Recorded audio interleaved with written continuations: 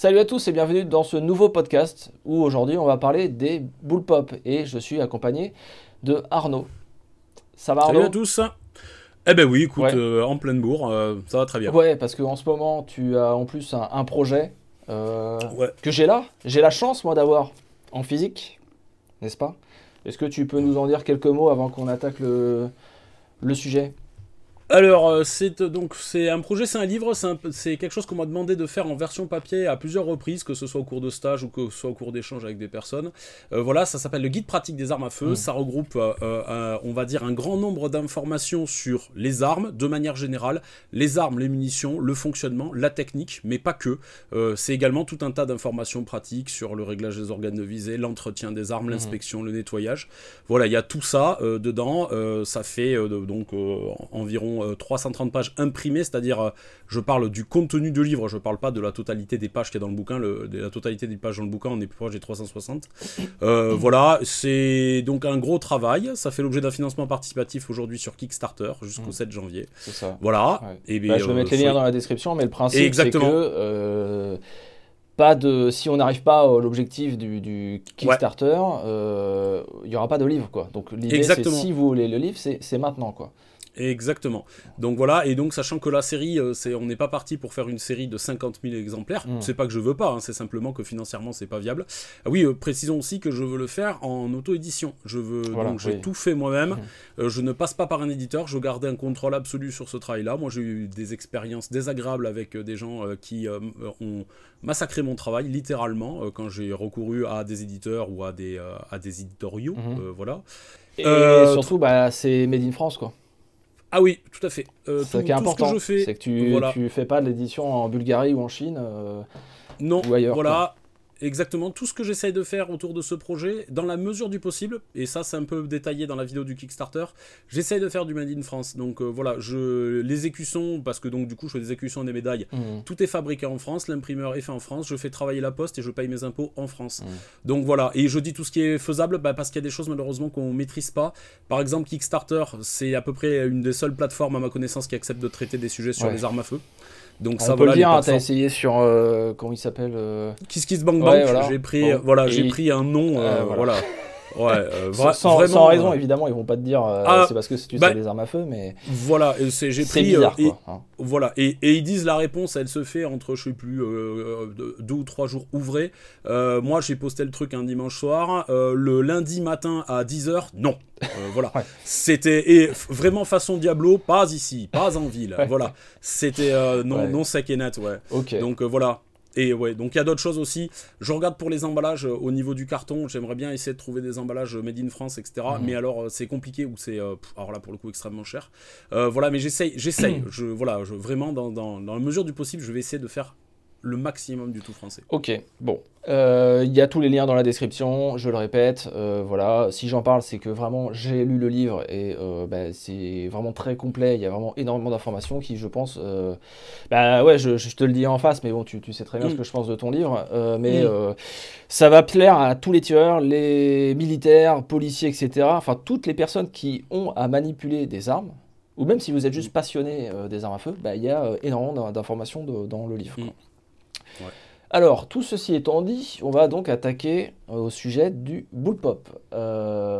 Alors, dans cette vidéo, enfin dans ce podcast, je vais répéter, on va peut-être affirmer certaines choses et dire certaines choses. Ce sont des points de vue, vous avez le droit de ne pas être d'accord. Vous pouvez le mettre dans les commentaires, il n'y a pas de problème, on essaiera d'y répondre dans les premiers jours de sortie de la vidéo. Mais c'est toujours de le faire en intelligence, c'est-à-dire avec des phrases construites et argumentées. Il n'y a pas de problème, on peut entendre la critique, il n'y a pas de souci. Mais s'il vous plaît, et j'insiste vraiment là-dessus parce qu'à chaque fois ça peut déborder, voilà, mais écrivez-nous et on répondra, il y a pas de souci. Euh, ouais. Et si je puis me permettre, effectivement, comme l'a dit Thomas, que ce soit ici, que ce soit sur Alaï Publication, on exprime des points de vue, qu'on essaye d'être le plus éclairé possible, mais Mhm. qui ne sont pas des réalités ou des vérités absolues. Chacun, bien évidemment, a des interprétations, et surtout aujourd'hui, on va parler de quelque chose d'un peu compliqué, vu qu'on parle de quelque chose qui touche à l'ergonomie. Mhm. Et les questions d'ergonomie, c'est très particulier, parce que ce qui convient aux uns ne va pas convenir aux autres, et donc il y aura des points de vue très tranchés à ce sujet. Voilà. Et donc, pas pour lancer le sujet, mais juste pour me positionner en amont, il y a des gens qui sont très partisans du bullpup, il y a des gens qui sont très contre le bullpup. Il se trouve que je suis ni pour ni contre. Et d'ailleurs, de manière générale, je suis pas partisan d'une technique, on va dire d'une architecture d'armes, etc. et compagnie. Moi, je suis partisan des solutions qui font leurs preuves. Donc, si cette solution qui fait ses preuves est en bullpup, ça me va. Si elle est pas en bullpup, ça me va aussi. Je n'ai pas d'avis militant à ce sujet. Mais alors c'est marrant que tu dises ça parce que justement je regardais un petit peu le YouTube américain, les avis sur les bullpop et c'est hyper tranché quoi. T'as autant de vidéos où c'est le bullpop c'est de la daube et des vidéos c'est pourquoi le bullpop c'est révolutionnaire et c'est génial quoi. C'est très amusant de regarder et j'ai regardé pas mal de vidéos justement sur des avis etc. Et c'est assez intéressant, on va je pense aborder pas mal de choses. Alors déjà, bon, on va aborder tes techniciens. Est-ce que tu peux nous dire la définition du bullpup, c'est quoi, pour ceux qui ne sauraient pas? La définition du bullpup. Donc le bullpup, c'est un terme anglais qui désigne une arme dont la construction est faite à l'arrière. C'est comme ça que ça va être souvent défini. Qu'est-ce que ça veut dire? Ça veut dire que dans la mesure du possible, on va économiser de la longueur d'arme en positionnant les mécanismes derrière la poignée pistolet. Et donc derrière, on va positionner le chargeur, le système d'alimentation, etc. Et on va essayer de faire le plus compact possible. Alors, de but en blanc, on va citer des armes qui sont évidentes pour nous, Français. Le FAMAS, bien évidemment. Le Ster AUG, qui est très populaire par la culture cinématographique et vidéoludique. Mais on peut se poser la question, c'est une question qui nous a été posée en amont de ce truc, par exemple, est-ce qu'on doit considérer le FG42 comme un bullpup? Ben là, en fait, en réfléchissant le sujet, je me dis...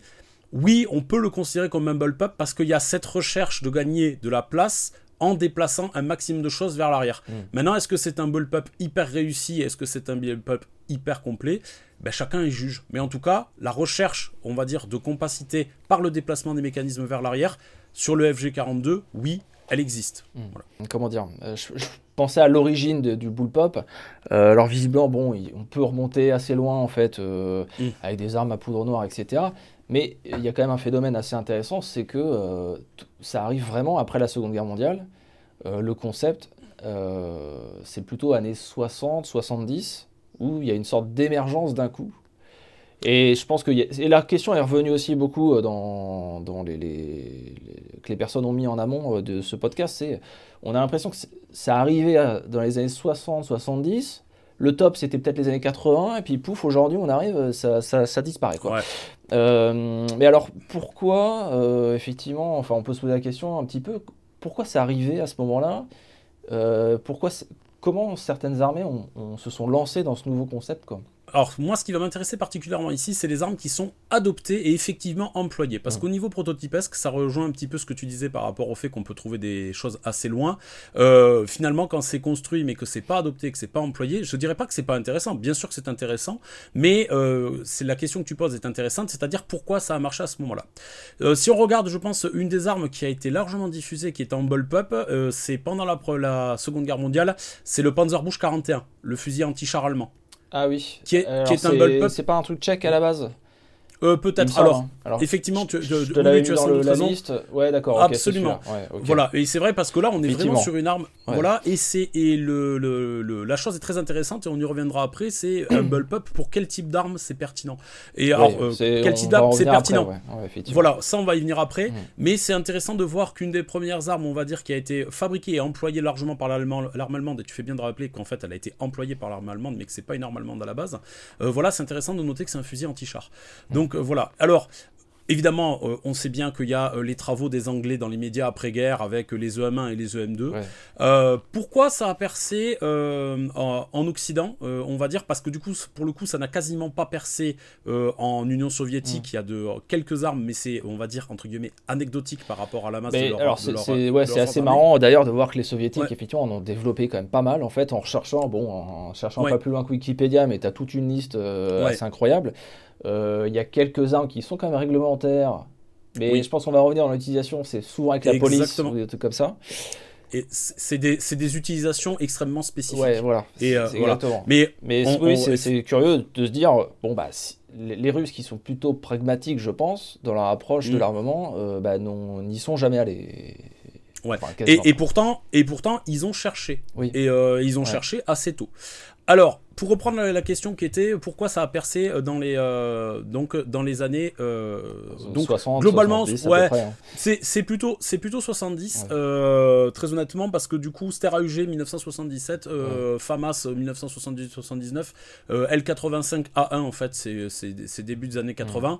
C'est les trois gros représentants on va dire des bullpup dans le monde occidental et dans les pays proches de l'OTAN ou membres de l'OTAN. On peut rajouter à ça tout un tas de fusils d'assaut qui sont faits par des pays, je pense à Singapour avec le SR-21, l'Afrique du Sud, etc., qui ont fait quelques armes, mais qui sont parues dans ces moments-là, mais n'ont pas forcément marqué le paysage armurier militaire autant que l'ont fait le FAMAS, le Enfield britannique et le Ster AUG, sachant que globalement dans ces armes-là, le seul qui a marché à l'export c'est le Ster AUG, le FAMAS et le L85 A1, l'export c'est anecdotique en fin de compte et ça relève plus de l'aide militaire que on va dire d'achat, alors que le Ster AUG, ne serait-ce qu'à travers l'Australie et la Tunisie, on a quand même des armées qui se sont équipées massivement avec cette arme-là, donc ça vraiment ça fait date. Alors je pense qu'il y a une chose qui est préalable, c'est que pour on va dire la condition sine qua non pour faire une arme bullpup qui sont employables par le tout venant, il fallait la munition de calibre intermédiaire. C'est-à-dire, c'est un calibre, c'est une arme qui, si on veut de la compacité, si on veut un chargeur qui est manipulable à l'arrière sur la crosse, il faut un chargeur qui n'est pas très très long. Et donc du coup, le faire avec un chargeur en 7,62 NATO, donc avec une munition qui nativement fait environ 6 à 7 cm de long, ça devient compliqué parce que tout simplement, il y a des choses, on en revient, sur des questions d'ergonomie, et bien penser que cette ergonomie doit convenir à tout le monde dans une armée, c'est-à-dire du soldat le plus petit au soldat le plus grand. Et donc je pense que cette question d'ergonomie, déjà, elle était un peu retors, on va dire, avec des munitions de type 7,62 NATO. Voilà, donc je pense que ça a permis. Après, il y a évidemment, on voit l'utilisation pour le Ster AUG du polymère. Je pense pas que ça soit rédhibitoire. Le FAMAS, on va dire, a une utilisation du polymère, mais c'est pas la carcasse qui est en polymère comme un Ster AUG. Et idem pour le L85 A1. Donc ce qui est intéressant d'ailleurs, c'est qu'à travers de ces trois armes, le Ster AUG, on a une utilisation massive de polymère pour la construction de la carcasse. Alors, on pourrait en parler parce que la carcasse est en aluminium sur le Ster AUG, mais toute la partie guidage à l'intérieur de la crosse, c'est du polymère. Enfin, c'est du polymère. Le guidage est fait sur les tiges guides, mais on va dire l'habillage derrière, c'est du polymère. Sur le FAMAS, on a de l'aluminium quasiment jusqu'à la plaque de couche, et la culasse circule sur de l'aluminium. Et le L85A1 britannique, donc ce qu'on va appeler familièrement le SA80, c'est de la tôle emboutie. Donc voilà, donc en fait on a trois approches qui sont différentes, et qui à mon avis montrent qu'on pouvait finalement le faire avec on va dire des matériaux différents. Alors là où moi je vais jeter un pavé dans la mare, je pense qu'il y a eu un effet de mode. Comme pour la rafale de 3 coups. C'est-à-dire, à un moment donné, on s'est dit, et la réflexion est vraie, c'est formidable parce que le bullpup permet... Ça sert à quoi le bullpup? Ça sert à gagner une arme compacte, à garder une arme compacte avec un canon qui est long. Et effectivement, je pense que le premier avantage de base. Ah ben ce n'est que celui-là, c'est de garder de la compacité. Et la compacité, elle est utile pourquoi? Parce que dès qu'on a des phases de déplacement, et rappelons que pour l'utilisation d'une arme à feu dans un contexte militaire, le déplacement c'est 90% de l'utilisation de l'arme. Donc en fin de compte, gagner de l'encombrement, c'est absolument génial. Alors, ce qui est souvent remis, c'est, excuse-moi je te coupe, c'est le déplacement dans les véhicules blindés, les hélicoptères, etc.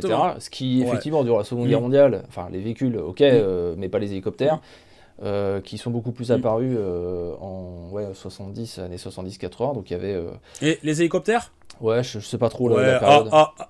Ben, globalement, alors, on va faire... Je pense au Vietnam, évidemment.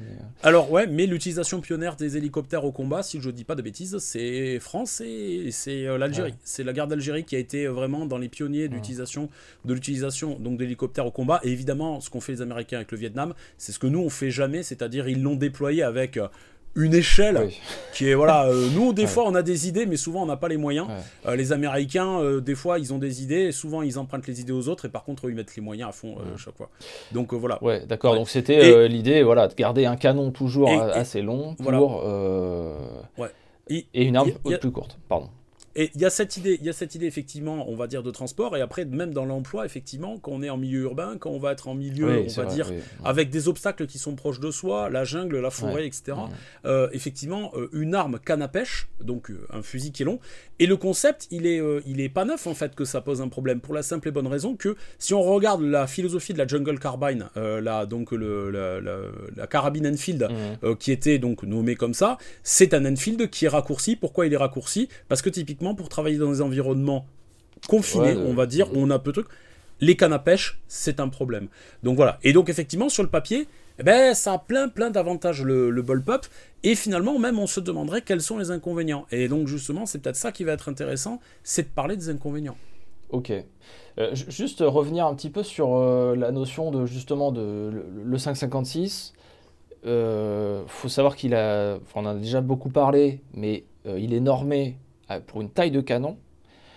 Est-ce que tu peux nous en reparler? Mais du coup, c'est ça aussi l'avantage du bullpup, c'est que quand même, alors de mémoire, je sais plus si c'est 45 cm la norme du canon, mais le bullpup permet de garder ça tout en étant effectivement compact, quoi.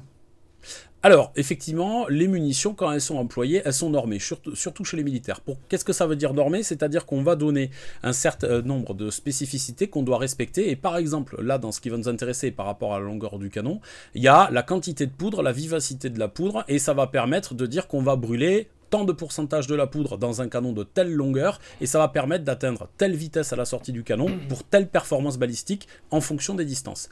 La 5,56 est une munition donc qui voit le jour à la fin des années 50, qui est globalement développée, enfin pas globalement, qui est totalement développée pour le fusil AR-15, dans sa version qui sera adoptée M16 et M16A1, et qui est une arme qui a un canon de 20 pouces, c'est-à-dire un peu plus de 50 cm.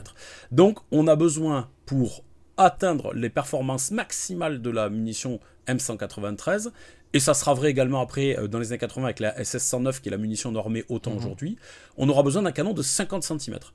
C'est très long. C'est une canne à pêche. Clairement, c'est une canne à pêche. Voilà, donc du coup, effectivement, et là, c'est intéressant que tu soulèves ce point-là, ça fait sens également pour du 5,56 de faire du bullpup, vu qu'on a besoin d'avoir un canon long pour avoir de la performance. Mais comme je disais, ça aurait fait sens aussi avec du 7,62 NATO, parce qu'on a besoin à peu près des mêmes longueurs de canon pour du 7,62 NATO. On a besoin d'environ 50 cm pour avoir, on va dire, une utilisation optimale de la munition. Donc voilà, donc ça, c'est pour la munition normée. Tu m'as demandé simplement de revenir sur cette question de la norme, ce qui justifiait quelque part aussi le bullpup pour raccourcir, mais en ayant toujours un canon de 20 pouces. Absolument. Ou 18, enfin voilà. Alors, oui, voilà, c'était le point que je voulais ajouter, et parce que sinon le propos serait pas complet, et c'est pour ça que je me perds dans mes propres avancées. Alors effectivement, aujourd'hui, tout le monde est bien conscient que 50 cm c'est trop long, notamment parce que les gens, globalement, mais on y reviendra, le bullpup, entre guillemets, ça n'a pas, on va dire, ça n'a pas été la solution rêvée que tout le monde attendait. Et donc du coup, aujourd'hui, la question c'est de se dire, est-ce qu'on fait des munitions pour des canons plus courts? Et il y a des gens qui le font. Les Américains le font avec la M855A1, qui est une munition qui est optimisée pour le canon de 360 mm environ du M4. Mais c'est une munition qui est, entre guillemets, un peu en dehors des clous de l'OTAN sur certains aspects. Et on va le trouver également avec la 277 Fury, donc la nouvelle munition employée par l'armée américaine, qui est une munition qui, elle, est vraiment optimisée pour des canons dont la longueur est inférieure à 40 cm. Mais c'était pas du tout le cas de la 5,56 ou ni de la 7,62 par exemple. Donc voilà, donc on a bien ce problème de place. Ok. Alors on a vu du coup les avantages, donc maintenant les inconvénients du bullpup. Parce qu'il y en a quand même quelques-uns. Alors, il y en a dans les inconvénients, même s'il y a une personne, parce que donc on a lu évidemment les questions qui ont été posées en amont, il y a une personne qui disait faut pas revenir sur le problème de l'ambidextrie parce qu'il y a des armes qui solutionnent ce problème-là en citant le FN 2000 et le P90. Alors, certes, il y a des armes qui solutionnent l'ambidextrie, mais en fait, c'est pas le cas de toutes les armes. Et dans les armes qui ont été adoptées, c'est clairement pas le cas. C'est-à-dire, les armes qui ont été adoptées massivement, ça a été donc, comme je disais, FAMAS, SA-80 et Stera-UG. On a des armes qui ne sont pas ambidextres, qui sont, pour deux d'entre elles, adaptables. C'est-à-dire, on peut les modifier droitier-gaucher par le biais soit d'un remplacement de pièces pour le Stera-UG, on remplace la tête de culasse, soit par une inversion de pièces dans le cas du FAMAS, et pas du tout dans le cadre du SA-80. Je veux dire SA80 plutôt qu'L85A1 parce que SA80, on va dire globalement, c'est le concept de l'arme et L85A1, c'est une variante de production. C'est voilà. Fou d'ailleurs le L85 de se dire que en fait dans l'armée britannique, il n'y a pas de gaucher quoi. Alors, c'est pas qu'il n'y a pas de gaucher. Déjà, ce serait curieux effectivement de voir comment c'est fait à l'instruction. En tout cas, je serais curieux de voir. Voilà. Une chose est sûre, donc là, j'en ai parlé, je crois, dans un autre podcast. Donc j'ai lu le bouquin, donc c'est je crois, il s'appelle Raw, l'auteur. On mettra éventuellement la photo de l'ouvrage, voilà, de chez Collector Grade. Alors déjà, il y a eu des allégations qu'on va rencontrer parfois par rapport à d'autres personnes qui vont dire ça pour d'autres bullpups qui éjectent sur le côté oui, mais en fait les tireurs gauchers ils peuvent s'en accommoder. À l'épreuve des faits c'est faux, clairement pas. Et c'est même pire que ça. Donc lui il évoque dans ce bouquin et je crois que j'avais déjà fait la précaution oratoire quand on en avait déjà parlé. Mais a priori l'IRA avait pris l'habitude, on va dire, de tendre des embuscades en favorisant le côté où ils savaient que les Britanniques seraient pas efficaces avec le fusil parce qu'ils savaient qu'ils pourraient pas faire des ouvertures d'angle sur le côté gauche à cause de ce problème-là.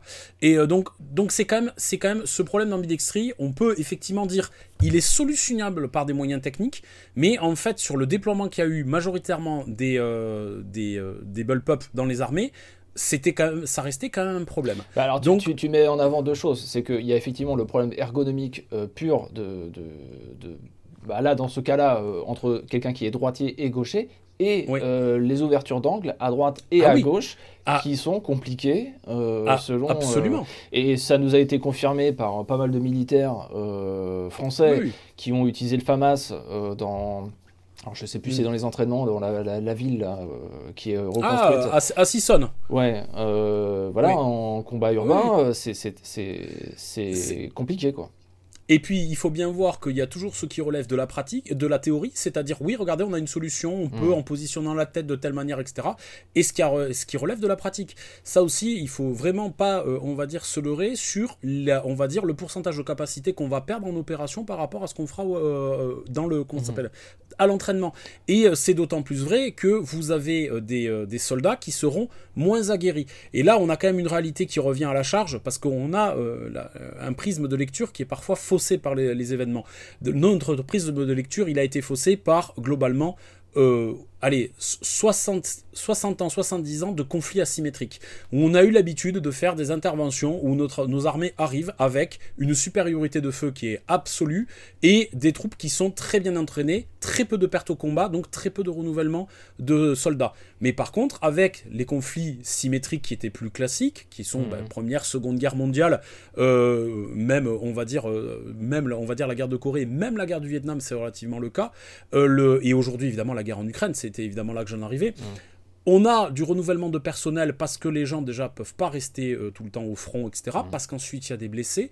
Donc on a besoin de former du personnel rapidement. Et donc si on a besoin de former du personnel rapidement, on ne peut pas leur inculquer de manière viable des pratiques de combat qui sont complexes à mettre en œuvre. C'est pas possible. Donc effectivement là ça peut poser problème. Alors est-ce que est-ce que ça grève de manière globale le potentiel militaire d'une armée au complet ? Je suis pas apte à juger. Mais a priori, c'est quand même plutôt un problème par rapport à l'avantage de gagner la longueur de canon. Et après, effectivement, pour rebondir sur ce qui a été fait dans ce commentaire, oui, il y a des solutions techniques qui permettent d'avoir de l'éjection, alors par l'avant. FN 2000. Voilà, c'est ce que j'allais dire. Le FN 2000, comment il fait pour éjecter les deux vers l'avant alors que le mécanisme est tout à l'arrière, quoi. Exactement. FN 2000 par l'avant, d'ailleurs c'est marrant parce qu'on a la même chose avec le prototype donc de fusil bullpup qui est tout en bakélite rouge qui s'appelle le TKB 022 PM, le truc russe, le truc soviétique, voilà, où c'est pareil, on a de l'éjection vers l'avant. De toute manière, entre guillemets, il n'y a pas de 36 solutions. Soit on éjecte devant, FN 2000, on peut éjecter devant légèrement à droite, c'est le cas de l'ADS, de autres fusils soviétiques, bullpup, qui est une arme de spécialiste, et ou alors on peut éjecter dessous. Et c'est le choix qui est fait par le P90, mais également par les armes de chez Keltec. Il y en avait quelques-unes qui éjectent par dessous. Juste, c'est à l'arrière du chargeur, dans la crosse, ça retombe. Ouais. Par contre, le problème d'éjecter par l'arrière, ça veut dire qu'il faut laisser la place de la fenêtre d'éjection dessous en plus de la longueur du chargeur. J'avoue que je regardais les Américains tester le truc et ils étaient couchés la terre était pas très loin, etc. Voilà. Bon, et ça va rallonger l'arme, donc. Et le mec se disait, je me tapais aussi des étuis sur le bras. Il était bras nu, et il montrait son bras, il était brûlé, c'est des marques d'étui noirs sur le bras. Quoi. Oui, c'est pour ça, il y a des solutions. Là, par exemple, typiquement, l'éjection par-dessous, oui, ça s'accommode très bien du P90, parce que l'étui, la longueur de l'étui fait 28 mm, c'est très court, on a une arme qui est très compacte, on a une éjection qui est finalement peu puissante, et donc du coup, ça va se passer relativement bien d'éjecter par-dessous, c'est pas un souci. Donc voilà, par contre, le faire avec une arme en 5,56, et avec une arme en 7,62, c'est le choix qui a été fait notamment par Keltec, je suis pas convaincu que ça soit optimal. Voilà, après, une fois de plus, c'est une histoire de conviction. Et effectivement, je pense que le plus viable, c'est l'éjecter vers l'avant, c'est ce que fait le FN 2000. Alors, ça va rajouter un autre problème. Que les gendarmes ont peut-être connu avec le Browning BPS, donc le fusil à pompe qui était en service dans la gendarmerie nationale. Quand on n'a pas de fenêtre d'éjection, que ça se fait par le dessous ou que ça va se faire vers l'avant, il y a la question des résolutions d'incidents de tir. Et là, en fin de compte, très clairement, avoir la fenêtre d'éjection à l'avant, devant soi, devant sa main et bien inaccessible au niveau du regard, c'est quand même un gros avantage pour la résolution des incidents de tir. Et là, très clairement, alors sur le FN 2000, vous avez une trappe qui va permettre il y a un truc qui pousse l'étui, qui l'envoie balader Parce que je sais pas, tu tires vers le haut, c'est très bête, Non, tout à fait. Alors, le principe est le même, que ce soit dans une mitrailleuse Maxim, parce que la Maxim, elle éjecte par l'avant, c'est très rigolo. Oui, c'est vrai. Que ce soit le TKB-22 ou que ce soit le FN 2000, le principe est le même, c'est-à-dire on a une gouttière qui passe au-dessus. Les munitions, de la même manière que dans un fusil à pompe, elles sont transportées du tube magasin vers la chambre par le biais de objet de transport. Là, elles sont transportées par un objet de transport. Les douilles sont transportées du canon vers ce tube d'éjection qui est situé au-dessus dans le cas des fusils d'assaut et en dessous dans le cas de la Maxime. Alors il n'y a pas d'objet sur une Maxime, ça glisse sur la tête de culasse. Voilà, et en fait elles vont venir se loger dans une gorge, très souvent avec un petit ressort de rétention, et en fin de compte les munitions se poussent les unes les autres. Ce qui fait d'ailleurs que sur un FN 2000, quand vous avez fini de tirer, il reste des douilles dans l'arme. Pour vider l'arme, faut mettre l'arme vers l'avant pour vider les munitions qui sont dans le conduit.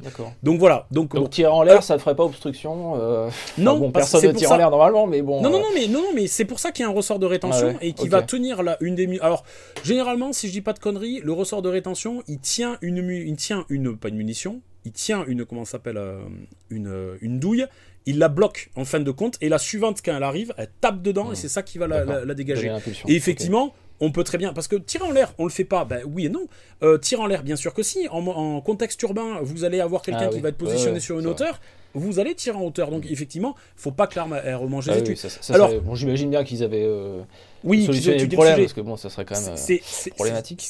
Exactement. C'est ce que j'allais dire, c'est qu'il faut de toute manière pas se leurrer. Le FN 2000, il a été testé dans tous les sens. C'est une arme à vocation militaire pure et dure, le FN 2000. On n'est pas sur certaines armes qui sont des armes destinées au marché civil américain, qui font ce que j'appelle du khaki washing, c'est-à-dire ils vont se donner des airs d'armes militaires, que ce soit par la couleur, que ce soit parce que c'est testé par les unités spécialisées. Je l'ai déjà dit, je le redis ici encore une fois, il faut bien comprendre que les unités spécialisées testent et emploient tout type de matériel et qu'ils ont un devoir de le faire parce qu'ils ont des missions spécialisées. Donc ils vont être très larges sur ce qu'ils vont employer et tester. Mais par contre, il faut regarder qu'est-ce qui fait date et qu'est-ce qui fait ses preuves. Et ça, très souvent, le retour, vous l'avez pas, parce qu'en fin de compte, quand l'arme elle est testée, mais si elle n'est pas convaincante, elle va juste rester sur le râtelier de l'unité spécialisée, elle va plus sortir et ils vont passer à autre chose et les nouveautés vont se chasser. Mais par contre, les mecs ils vont toujours se targuer de dire regardez, on a vendu 50 flingues à telle unité, génial, on est employé par le FBI, le machin, bref, vous avez compris l'idée. Donc voilà, et par contre, le cas du FN 2000, et c'est là que j'en reviens, c'est une arme qui a été vraiment développée pour les besoins des armées, à un moment justement à la fin des années 2000, où on s'est dit, le bullpup c'est vachement bien, c'était une arme modulaire, il y avait le lance-grenade qui s'intégrait dessus, il y avait des organes de visée complexes, modulaires, etc. Donc on avait une arme qui était vraiment, on va dire, un démonstrateur technologique qui était vraiment intéressant. Et au niveau fiabilité, les tests qu'ils ont fait ont prouvé que cette arme était très très très fiable. Voilà, alors c'est pas surprenant, c'est une tête de culasse de G36, je sais il y a des gens qui n'aiment pas le G36 mais quand même, c'était le petit tir gratuit. On lui fait On lui un fait, petit coucou. on lui fait un petit coucou, voilà, l'horrible monsieur qui aime le G36, donc voilà, c'est moi. Et donc voilà, sa tête de culasse de G36, c'est un emprunt de gaz de Stera UG, c'est système de mise à feu du Stera UG. Ouais. Donc globalement, le FN 2000 et la solution d'éjection par-dessus, et elle est relativement pas mal. Et comme je disais, il y a un petit capot qui permet d'accéder à l'intérieur du mécanisme pour résoudre les incidents de tir. Le FN 2000 est vraiment une arme. J'ai eu le plaisir de l'étriper, de regarder comment c'était fait, etc. J'ai pas eu le plaisir de tirer avec, ce qui finalement n'est pas forcément le truc le plus intéressant qui soit d'un point de vue technique, parce que le tir, bon voilà. Mais par contre, ce que j'aurais bien voulu, c'était en avoir un pour pouvoir lui en mettre plein la gueule. Mais les essais qui sont documentés montrent que c'est une arme qui est fiable. Par contre, elle a un défaut. Ouais, elle est compacte, mais elle est encombrante. C'est assez curieux comme truc. Ouais, il est balèze. C'est Enfin, exactement. j'en ai Elle jamais a en main, mais tu vois les gens. exactement. Elle est ce que les Américains disent bulky, c'est-à-dire elle est épaisse, elle est haute, elle est voilà. Ouais. Après, on l'a bien en main. C'est comme très honnêtement, c'est comme un P90. Quand on le regarde, on se dit ça ressemble à rien. Enfin. Sauf évidemment quand c'est, comment il s'appelle, MacGyver qui le tient là, comment il s'appelle, Richard Dean Anderson. Ah oui. Ah, Stargate. Ouais, bien sûr. Stargate, voilà. Voilà, ça a pas de gueule parce que voilà, mais quand on le voit, ça ressemble à une brique. Par contre, quand on l'a en main, l'ergonomie est extrêmement bonne. Ça, il n'y a pas de problème là-dessus. Moi, j'aimerais bien qu'on parle un petit peu de la Chine. Oui. Parce que on disait effectivement la Russie n'a pas ou très très peu sauté le pas du bullpup. Par contre, pas une échelle massive de militaire, ouais. Par contre, les Chinois beaucoup plus. Ouais. Et alors eux, c'est encore plus fort parce que ils ont tout un système d'armes qui est bullpup, c'est-à-dire qu'il y a le fusil d'assaut.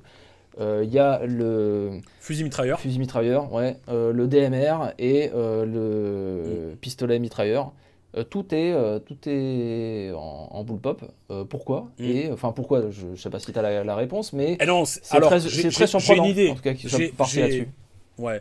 Ben alors, j'en reviens à ce que je disais, comment ça s'appelle, sur le papier, le bullpup, c'est vachement bien. Ça, il n'y a pas photo. Le fait de gagner de la compacité, la crosse d'une arme à feu, quand il n'y a rien dedans, ça sert à rien, c'est de l'encombrement mort. Donc effectivement, c'est naturel de chercher à le supprimer. Après, les Chinois, ils ont peut-être un avantage par rapport à certaines armées occidentales, c'est que je ne suis pas convaincu qu'ils demandent leur opinion à leurs troupes. C'est-à-dire, si on leur dit ça sera comme ça et ça sera pas autrement, je pense qu'ils ferment leur gueule. Alors que chez nous, les critiques, elles vont fuser. Voilà, très littéralement. Alors après, il y a des choses, le bullpup chinois, j'invite les gens, peut-être tu trouveras une image à mettre, à regarder le positionnement de la sécurité. Pas de la sécurité, de la sûreté. Oui, ah ouais. Exactement. Qui est positionné complètement à l'arrière, qui est au niveau ergonomie, et enfin moi j'arrive pas à comprendre ce choix-là. Voilà, mais bon, pourquoi pas. C'est les camarades de Radio Berthoud qui avaient attiré mon attention là-dessus, parce que le QBZ, je l'ai eu entre les mains uniquement il y a fort longtemps sur le salon Millipol. Alors quand je dis fort longtemps, ça devait être début des années 2000 ou juste avant début des années 2010 ou juste avant le début des années 2010, et j'avais pas fait spécialement attention à la localisation de la sûreté, et donc un des camarades de Radio Berthoud me disait t'as vu le positionnement de la sûreté, de la sûreté, et je disais non, et quand je suis allé regarder j'ai fait waouh, effectivement ça a l'air compliqué, et lui qui en a tiré un régulièrement m'a dit non, c'est une purge, cette sûreté est inexploitable. Donc voilà, et c'est important d'exploiter une sûreté. Donc je pense que, on va dire, le fait d'avoir sauté le pas comme ça, le fait de le faire, on va dire, à très grande échelle, en y mettant sans doute des moyens, parce qu'il y a sans doute des moyens de formation qui sont faits derrière, peut-être que c'était plus facile à faire pour la Chine que pour, par exemple, les États-Unis ou quoi que ce soit. Mais une fois de plus, on l'a fait en France. Les Autrichiens l'ont fait, les Australiens l'ont fait, les Australiens l'ont reconduit récemment.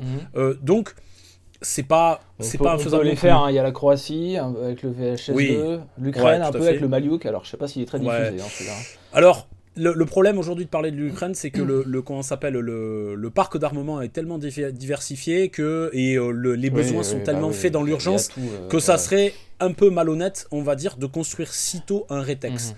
Moi, c'est l'impression que j'en ai. Déjà, un peu malhonnête et en plus un peu malsain.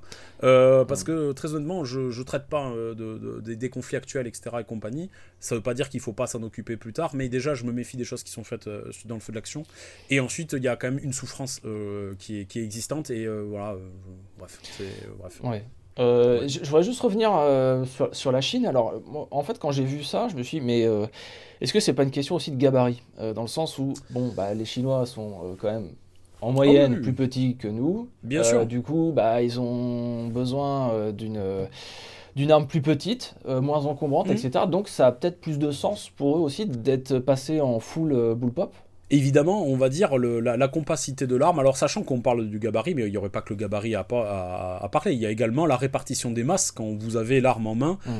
Le fait d'avoir les choses à l'arrière, ça veut dire que vous avez les masses qui sont réparties entre votre poignet et votre épaule, et donc au niveau du confort, pour le port, souvent c'est meilleur. Même si des fois, il y a des bullpups qui sont un peu mal foutus. Normalement, la bonne répartition des masses sur une arme d'épaule, de mon point de vue, c'est sur le poignet. C'est-à-dire vous devez avoir, et c'est le cas du FAMAS, et je dis pas ça parce que c'est le cas du FAMAS, c'est parce que pour avoir tiré plusieurs armes et plusieurs armes bullpup, on voit tout de suite les armes où, comme le FAMAS, le poids est sur la main, extrêmement confortable de se balader avec. Les armes où vous avez du poids sur le cul, ce qui est de mémoire le cas du VHS2, où vous avez une arme qui a naturellement tendance à vouloir un petit peu cliquer vers le haut, et les armes, et ça on le connaît bien sur les armes longues avec une construction conventionnelle, où le poids pique vers l'avant et où là, l'arme elle a naturellement tendance à piquer du pif. C'est un pivot la poignée. C'est pour ça c'est pour ça que c'est bien d'avoir le poids dessus. Donc voilà. Par contre, je trouve que ça c'était un avantage pour le bullpup d'une manière générale. Je trouve que c'était mieux équilibré au niveau du poids. Ouais. Alors ça dépend. Moi c'est ce que je pensais jusqu'à que j'ai eu le VHS en main parce que alors, bon. J'ai pas souvenir. Je sais qu'il y a beaucoup de personnes qui adorent le VHS. Encore une fois, je pense qu'on n'a rien à en dire de mal. Je pense que c'est un bon fusil. Et oui, je pense que ça marche très bien. Mais c'est juste que effectivement le ressenti peut être différent selon les personnes. Complètement. Et moi c'était vraiment flagrant, c'était pour faire l'exercice de passer du FAMAS au VHS2. Dès qu'on a le VHS2 en main, pouf, il pique un peu du cul. On s'habitue, hein. Et le poids il est porté par la main, et après l'arme quand elle est à l'épaule, le poids il est porté par l'épaule aussi. Mais bon, bref, ça méritait, on va dire, d'être souligné ce truc-là. Donc, pour en revenir aux Chinois, oui, il y a certainement une question, surtout par rapport au fait d'avoir une arme longue et la munition. Les Chinois ont leur propre munition intermédiaire de seconde génération, qui est le 5.8-42, qui est quelque chose. Cartouche, Voilà, qui ressemble, et après c'est pareil, on va mettre des précautions. C'est un 5.45 hypertrophié. C'est-à-dire quand on regarde la morphologie du projectile, les projectiles se ressemblent énormément, sauf que le 5.8 est plus gros. Donc c'est probablement une 5.45 hypertrophiée. Donc voilà. Donc effectivement, il faut sans doute un peu de longueur de canon, une quarantaine de centimètres, j'imagine. J'ai pas la donnée de la longueur du canon du QBZ, ce serait intéressant à voir.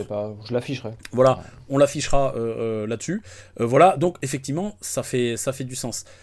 Maintenant, on verra, on va dire, dans le temps, s'il reste sur ce portage-là. Et une autre question que j'avais, c'est, alors, les gens vont rigoler, je n'ai pas regardé de défilé de l'armée chinoise récemment. Voilà, je le fais pour d'autres armées, mais c'est vrai que je ne l'ai pas fait pour l'armée chinoise. Attends. Et j'ai pas regardé. Je vais regarder. Voilà, j'ai pas regardé si le déploiement du QBZ était quelque chose d'absolument systématique pour toutes les unités ou si c'était certaines unités qui l'employaient.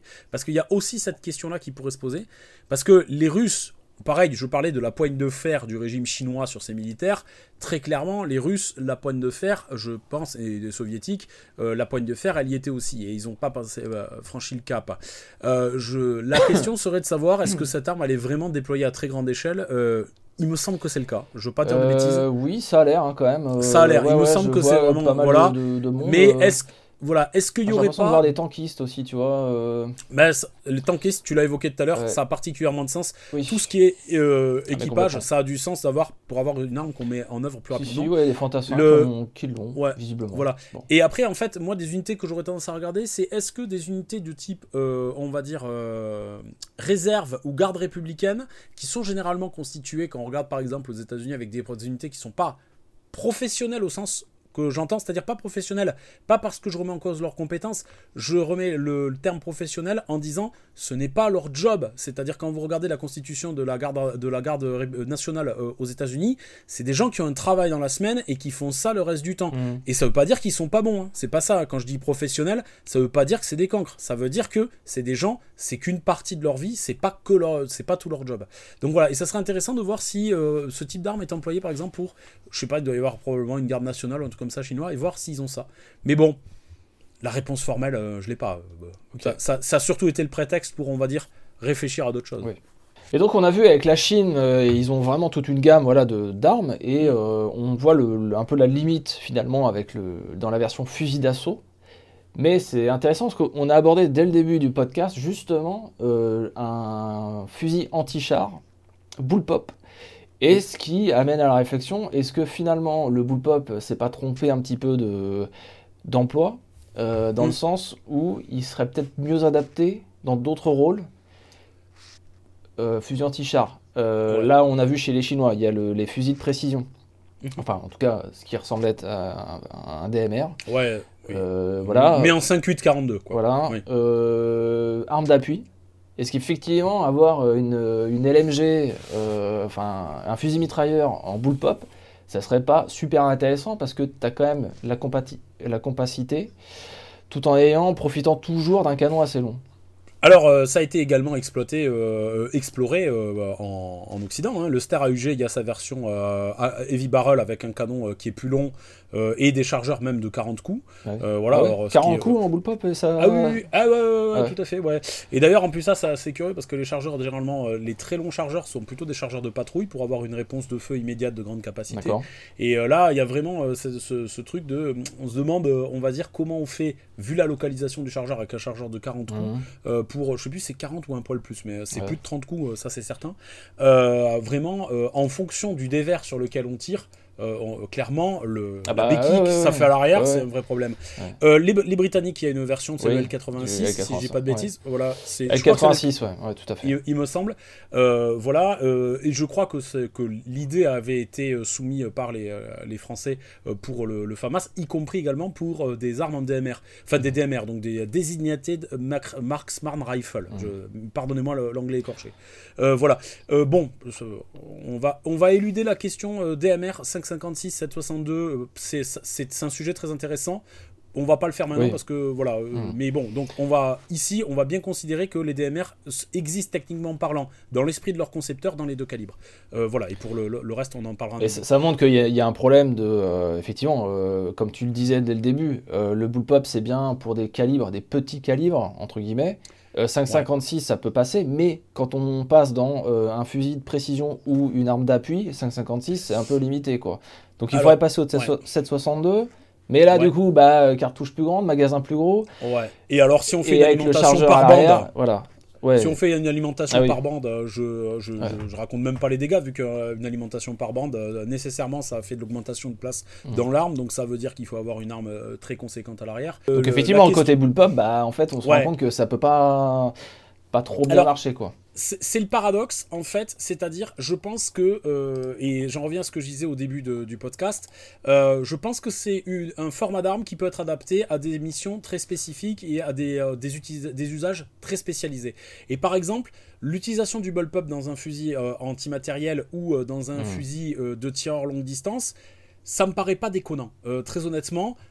Surtout si on est vraiment sur des unités spécialisées, c'est-à-dire pas forcément, là ce que je veux entendre par unité spécialisée, c'est des unités qui vont avoir une mission un petit peu particulière. On peut penser à des mecs qui vont aller en zone urbaine, on va dire vraiment faire du sniping, j'aime pas le terme mais on va parler de ça, plus que le mec qui accompagne, parce que l'utilisation d'une arme de tireur, on va dire de tireur d'élite dans les armées à la base, c'est pas tellement fait pour monter dans les trucs pour faire du sniping, c'est fait pour accompagner la troupe et c'est fait pour apporter un bénéfice à la troupe en matière d'observation et en matière d'allonge dans le tir. Ça sert à ça.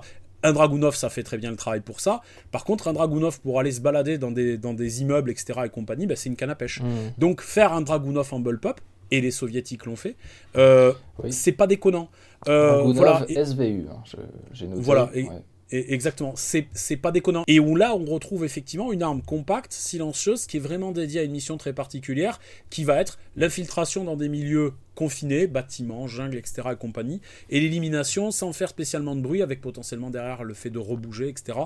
Donc finalement, par rapport à la mission d'infanterie classique, une utilisation qui est très spécifique. Et je pense que c'est pareil pour le fusil de tir anti-matériel. Le fusil de tir anti-matériel... Le Barrett M82 est en quelques versions il a été bullpupisé. Voilà. Tout à fait. Alors par contre, il a été bullpupisé. Par contre, je n'ai jamais vu l'emploi de cette arme.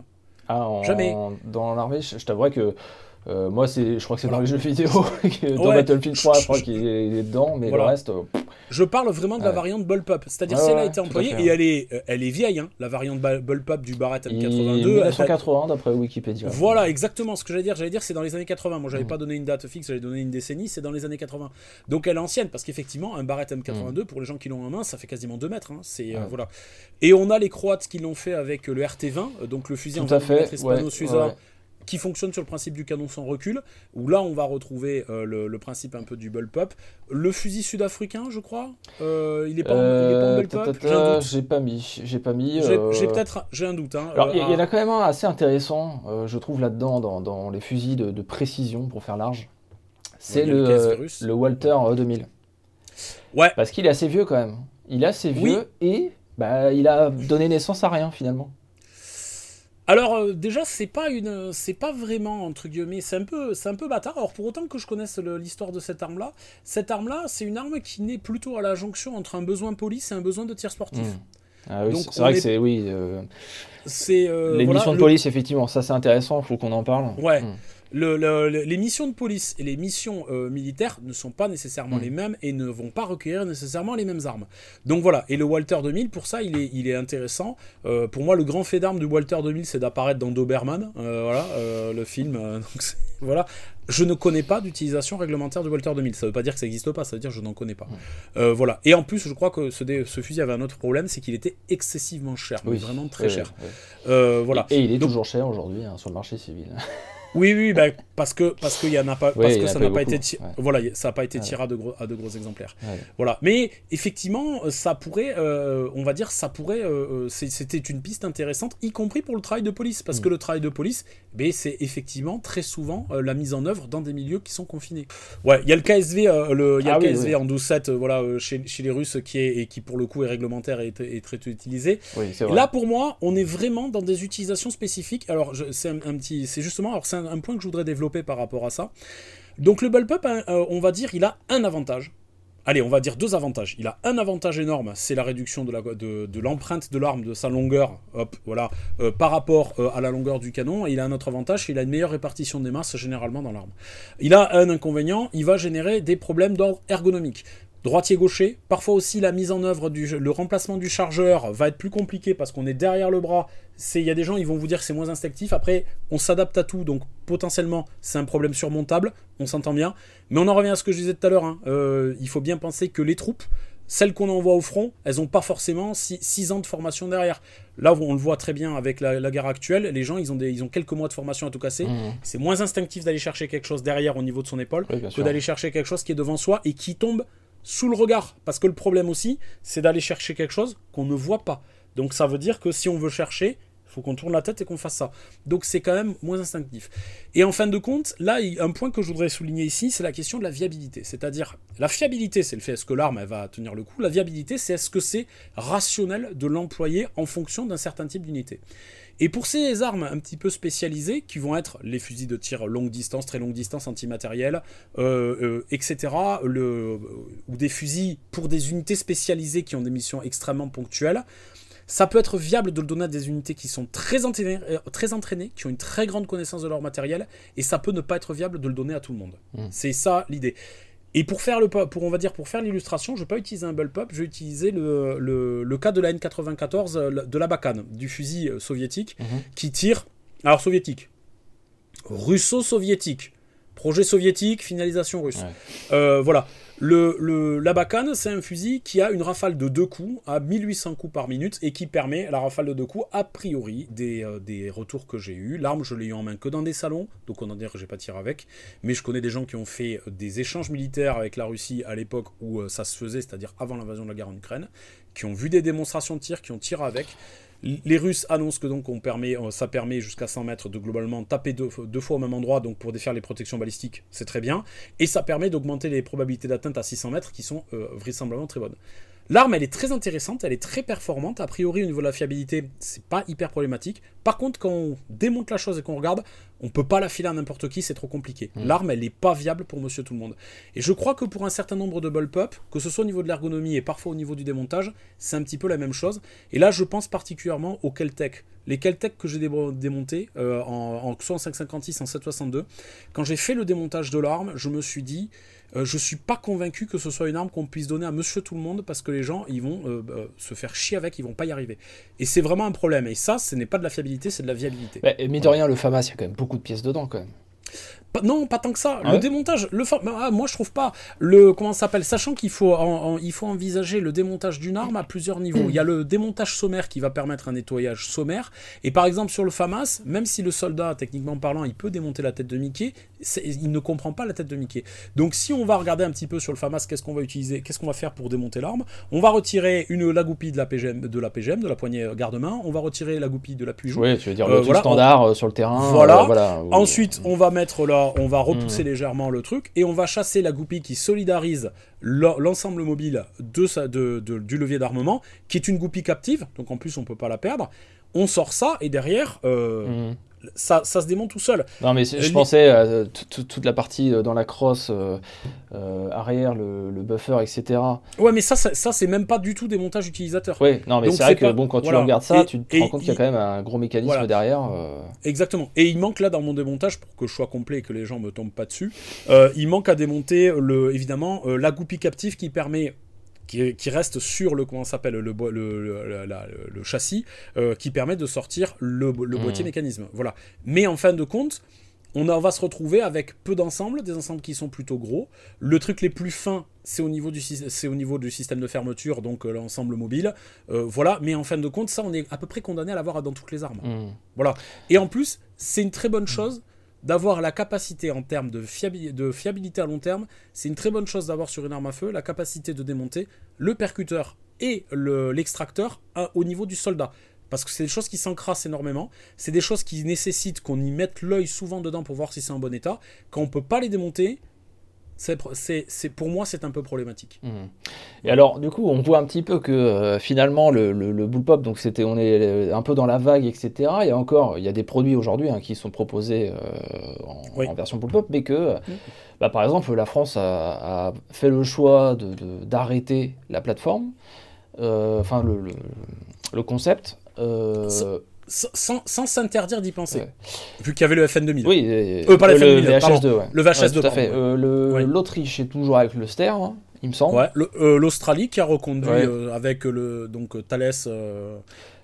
Les Anglais, ils arrêtent aussi, je crois. Il me semble qu'ils passent sur un simili AR-15. Oui. Alors, les Anglais, comme les Suédois aujourd'hui, désolé, c'est une encartade politique, mais c'est de la réalité. Ils se mettent à la remorque des États-Unis pour les questions d'armement. Donc aujourd'hui, ils achètent ce que les Américains leur disent d'acheter.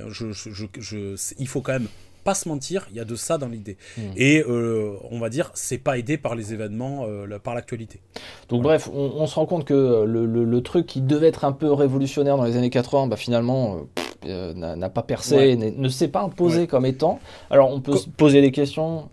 Comme la rafale de 3 coups. Juste, je trouve que le parallèle, il est très très bien, parce que quand c'est sorti la rafale de 3 coups, tout le monde en foutait partout, tout le monde trouvait ça génial. Aujourd'hui, ça ne viendrait à l'idée de personne d'en mettre sur une arme. Alors, est-ce que aussi c'est parce que l'OTAN, le patron de l'OTAN, c'est un peu les États-Unis, et leur arme, c'est la R15, donc la plateforme AR-15, pour faire ça large, s'impose aussi comme étant le truc de base, tu vois. Mais je sais bien que j'ai mis une petite pièce dans le jukebox, mais non, mais tu vois, il y a ces considérations-là aussi que je me pose quand même. Ça fera une freeze frame pour la vignette d'élévation YouTube. Voilà. Non, mais tu vois, il y a ces questions-là, en fait, un peu. En fait, c'est même politique quelque part derrière. Pardon, j'ai tapé mon micro sans faire exprès. C'est bon là, on entend bien? Ouais, oui. C'est bon. Ouais, bon, désolé. Alors, quelques mots. Ouais. Mais pas tant, parce que, alors en fin de compte, moi la R15, j'en reviens à ce que je dis, là pareil, je vais me faire des ennemis là-dessus. Je pense que les États-Unis, ils ont poussé à la consommation d'AR-15 parce que c'était le produit qui était fabriqué chez eux, et on peut pas leur en vouloir pour ça. Ensuite, ça a été largement mis en avant par tout ce qui est soft power, que ce soit le cinéma, les jeux vidéo, et donc du coup ça, les gens peuvent dire mais non, pas du tout, on n'est pas des abrutis, on n'a pas été influencé par ça. Mais moi le premier, je suis influencé par ça. C'est pas une question de dire que vous êtes des abrutis, c'est quand on est exposé à quelque chose en permanence, on voit ça en permanence, et si on n'a pas la manière de prendre du recul et de comparer les choses, eh bien on se laisse influencer. Et après ça donne envie d'acheter un Desert Eagle, quoi, par exemple. Mais exactement. Et moi, le Desert Eagle, entre guillemets, c'est pas utile, mais j'adore. Oui, voilà, non, bon bref. Voilà. Petite, Donc c'est exactement ça. Mais en fin de compte, quand on regarde, les Américains sont les premiers à pas s'interdire à regarder autre chose et à apprendre autre chose. Et là, quand on regarde comment s'appelle l'XM7, donc le nouveau fusil en 277 Fury, donc le SIG, voilà. Ils sont pas sur une repompe de la plateforme R15, pas du tout. Et d'ailleurs, ils se sont pas interdits non plus d'étudier donc sur le truc Next Generation Squad Weapon. Ils se sont pas du tout interdits d'étudier des cas de bullpup. Par contre, moi, ce qui me choque sur les bullpup qu'ils ont étudiés, parce que la question a été posée, c'est les choix ergonomiques qui avaient été faits par les gens, avec une éjection hyper à l'arrière, qui est tout à fait rationnelle au niveau de l'encombrement. Mais par contre, à quel moment ils se sont dit que ça poserait aucun souci dans l'arme américaine, sachant qu'il y avait des tireurs droitiers et gauchers. Ça, vraiment, c'est un truc que je pige pas. Donc voilà. Donc les Américains, je pense qu'il faut bien comprendre qu'il y a deux choses. Il y a d'une part, ils veulent vendre des produits américains qui soient bons ou pas. La R15 et le F-35 en sont des parfaites illustrations, et ils ont raison d'un point de vue protectionnisme économique. Ils sont là pour défendre leurs intérêts, et on serait très très mal, on va dire, ça serait malvenu de critiquer des gens qui cherchent à défendre leurs intérêts. Désolé de l'encartade politique. Et ensuite, les Américains, ils font du soft power. Et quand les Américains font du soft power, ils font quoi? Ils mettent les États-Unis en avant. Et une fois de plus, comment leur donner tort? Évidemment qu'ils doivent se mettre en avant. Ils vont pas passer leur temps je cherche pour pas être vulgaire, ils vont pas passer leur temps à dénigrer leur propre pays. Faut être masochiste pour faire ça. Je voulais souligner, c'est qu'effectivement ce type de plateforme a été comme utilisé depuis des décennies et des décennies. On 1964 en adoption, ça marche. Enfin, voilà, il y a plein de défauts, d'accord. Bon, on fera le procès de la R15 un jour. Ouais, non, ça marche. Non, mais justement. Mais aujourd'hui arrive par exemple le HK416, il s'impose quand même vachement en Europe.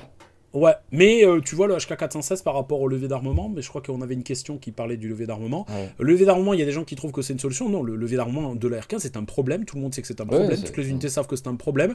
Et là, vous avez déjà des gens en France qui commencent à dire faut trouver une solution alternative au levier d'armement du HK416. Voilà, ce levier est un problème. Alors, je regardais dans les vidéos des pros bullpup, tu vois, aux États-Unis, et en fait, certains mettaient en avant aussi le fait que les bullpup avaient beaucoup évolué en fait, que effectivement si on se base sur le Stereo, le L85 et le FAMAS qui sont les trios des trois premiers, enfin voilà, au niveau d'un point de vue militaire, c'est vrai que ce sont des armes des années 70 quoi, et qu'aujourd'hui les fabricants proposent, alors comme par exemple le Kel-Tec, il y a c'est quoi l'autre, Desertec. Ouais, Desertec, ouais, etc. Que oui, c'est vachement mieux maintenant. Le Tavor, on n'en a pas parlé, le Tavor 21.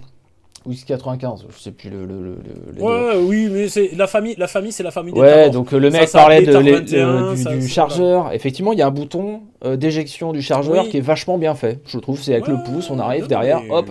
Et alors, mais étrangement, ça marche pas non plus. Enfin, ça aussi, c'est une question intéressante, hein, parce que est-ce que le bouton d'éjection du FAMAS est mal fait? Je pense pas, hein, parce que là, les gens, dans leur tête, ils éjectent un chargeur, mais militairement parlant, pour le commun des mortels, le chargeur, faut pas l'éjecter. Hein. Le chargeur, on le récupère. Donc le fait de mettre la main dessus, de l'actionner, d'attraper le chargeur pour le ranger, les chargeurs, c'est pas des consommables. Hein. Ça, c'est une vue de l'esprit. Hein. Voilà, quand vous êtes en permanence en train d'utiliser, si vous passez votre vie à éjecter les chargeurs, un chargeur, quand vous l'éjectez, naturellement, il a tendance à tomber sur les lèvres. Surtout quand les lèvres sont renforcées. Dès que vous pliez les lèvres, les chargeurs, ils partent à la poubelle. Mais tu vois, les mecs en Ukraine, ils ont des sacs dans leur dos, ils récupèrent, ils gardent leur chargeur. En plein stress, en plein combat, ils sont pas en train de les balancer comme ça. Mais là, c'est toujours pareil. On a la vision de ce qui est influencé par le soft power, par certaines unités spécialisées qui ont des méthodes de combat très particulières et qui sont adaptées à des situations très particulières. Et on va le transposer à le monsieur tout le monde dans le cas d'un conflit. Le TSV aussi, les TSV, oui, tout à fait. Ils jettent leur truc, bon, ils s'en foutent parce que. Mais bien sûr, ils consomment. Littéralement, ils consomment. Et voilà, mais l'idée n'est absolument pas la même. Donc, est-ce que éjecter un chargeur, c'est une bonne chose, ou est-ce que, voilà, moi, je pense que le levier le crochet de chargeur du FAMAS, il n'était pas si mal que ça du tout, ni celui du Star AUG. Celui du Star AUG, le Star AUG, je pense, est un bon fusil. Hein. Honnêtement, je trouve que le concept d'avoir une seule détente qui fait semi et auto en même temps est quand même pas ouf. Hein. Mais ils l'ont fait évoluer avec le temps en pompant. Alors là, c'est assez rigolo. Alors, ça mérite mériterait justement. Alors je sais, il y a les adeptes du brevet, ils vont comment ça s'appelle, vont dire le brevet, etc. Je sais pas, mais en fin de compte, effectivement, chez Ster à la base, donc on a ce principe pour les gens qui connaissent pas sur Ster AEG, on a la détente qui est étagée. Alors c'est le cas aussi du FAMAS, sauf que sur le FAMAS, on s'en rend pas compte. C'est-à-dire en fin de compte, quand vous appuyez sur la détente et que vous êtes en full auto, vous avez un premier cran qui fait un coup par coup, et quand vous allez dépasser un deuxième cran, vous allez partir en rafale. Sur le Ster AEG, c'est okay. Sur le FAMAS, si on se met en full, on le regardera un jour si tu veux quand on sera ensemble sur une arme neutralisée vu que ça se voit, on peut le simuler et effectivement on peut faire du coup par coup avec la rafale avec le FAMAS. Voilà, il suffit d'appuyer juste à peine et ça va faire pan, et si on va plus loin derrière on va déclencher la rafale. Et c'est pareil sur le Ster AEG. D'ailleurs, une question intéressante qui a été posée par rapport, tu sais, au toucher du départ, la sensation de départ de coup qui serait pas bonne sur le truc. On va enchaîner après dessus si tu veux bien. Voilà. C'était pas forcément une mauvaise idée, notamment pourquoi je trouve que c'est pas une mauvaise idée. Déjà parce que sur le Ster AEG c'était très étagé, pour avoir tiré les Ster AEG, les premiers Ster AEG, honnêtement ça pose pas vraiment de problème. Et ensuite parce que du coup on a cette recherche, tu sais, du départ de coup, où on appuie très progressivement sur la détente, et qui est favorable, tu sais, à éviter de mettre des coups de doigt. Donc je trouvais que ouais, mais en mode tranquille au stand. On est d'accord, et c'est pour ça que ça serait intéressant de voir comment c'était fait au combat. Et ensuite, sur les Sters, ce qu'ils ont fait, c'est parce que, comme je l'ai évoqué, le système de mise à feu du P90 et du FN2000, c'est copier-coller.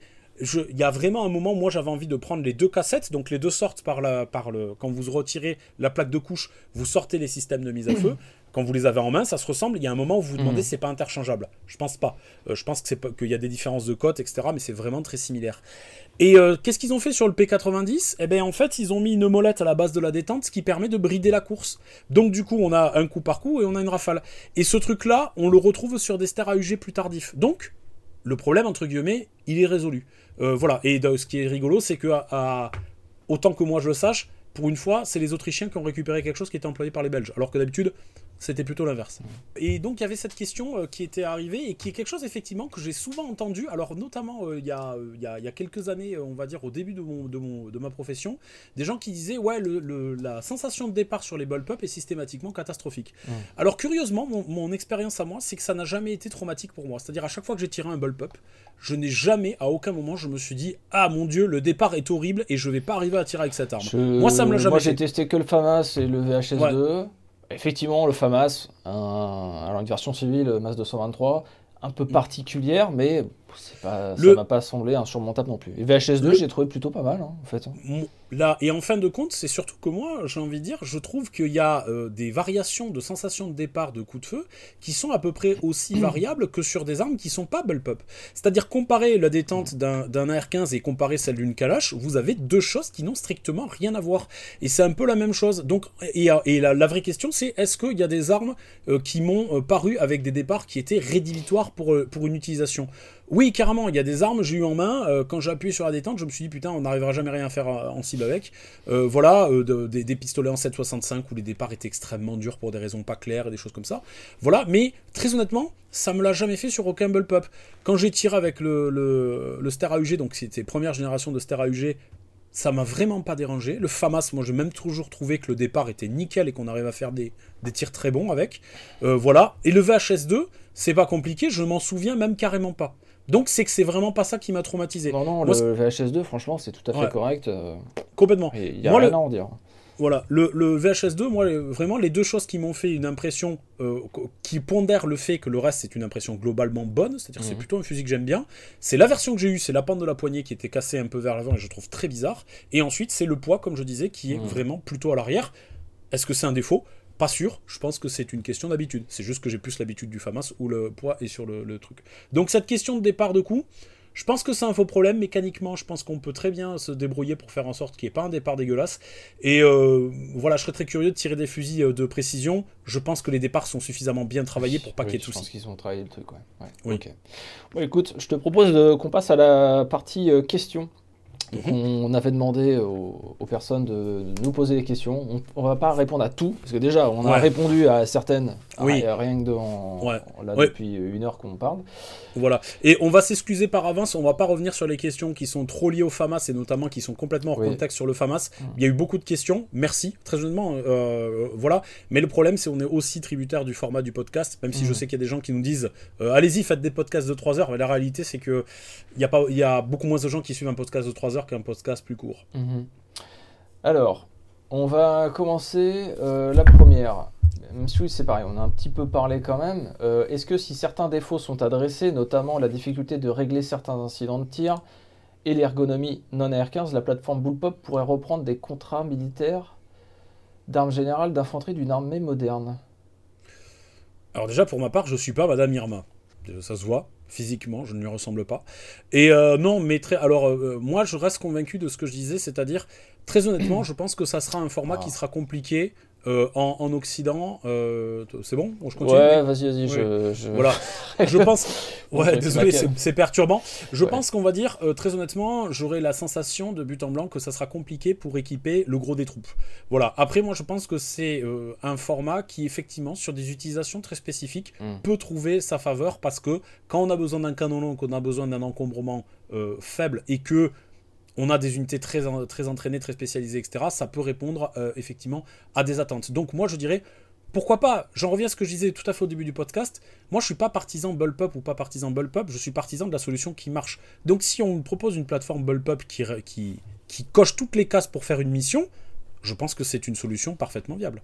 Ensuite, lors des essais soviétiques menant à l'adoption de l'ACAL, il y avait donc le TKB 022, je mettrai une photo, un Bullpup en bakélite avec le chargeur totalement contre les polluteurs. Ça utilisait apparemment un système de tringle que je n'ai jamais vu dans les Bullpup militaires, ni civils. Pourquoi? Quels sont les défauts de ce système? Difficulté à régler un incident de tir? Alors, l'arme, je l'ai évidemment pas eu en main. Je la connais notamment par le biais, donc, bon, déjà, à la base, je crois qu'un des premiers sites qu'il avait montré, c'était Modern Firearms, c'est le site de Max Popanker qui en avait montré des photos il y a très très longtemps de ce truc-là. Et après, je renvoie les gens vers World of Gun. Jouez à World of Gun, il y est dedans, le TKB 022 PM, et vous allez voir. Alors, je passe sur l'explication des tringles.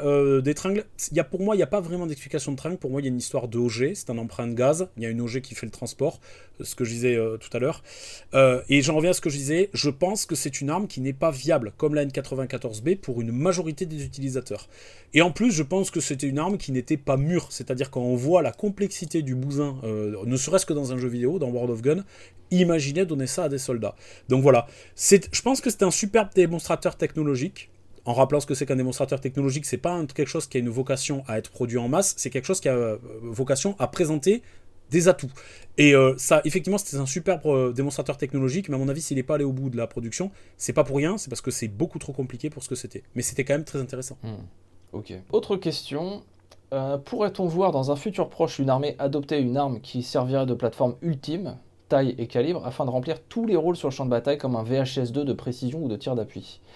Alors, c'est une question hyper intéressante et moi c'est comment ça s'appelle, c'est un serpent de mer contre lequel je me bats. Oui, tu veux dire quelque chose? En fait, ça me fait penser à la Chine, tu sais, avec leur système de ils ont tout. Mais c'est pas une arme, c'est un système d'armes. Parce que là, du coup, non mais c'est aussi là-dessus que je voulais revenir, c'est que effectivement, je pense qu'on ne trouvera pas, mais par contre avoir une gamme d'armes qui fait tous les rôles, peut-être, mais je pense qu'il n'y aura jamais un calibre qui sera.